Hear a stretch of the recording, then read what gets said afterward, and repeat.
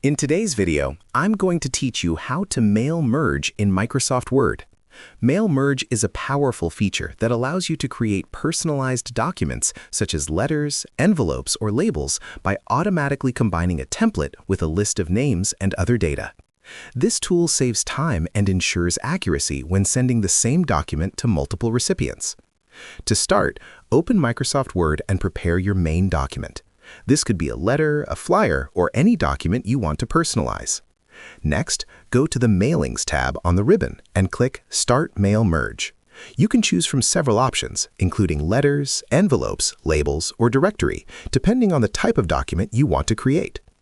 The next step is to select your recipient list. Click Select Recipients and choose either an existing list, such as an Excel spreadsheet, or type a new list directly in Word.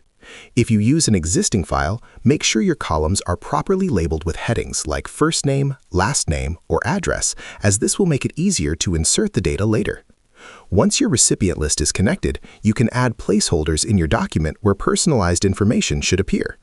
Click on Insert Merge field and select the field you want, such as first name or address. Word will place the field in the document, and when you complete the merge, it will be replaced with the actual information from your list.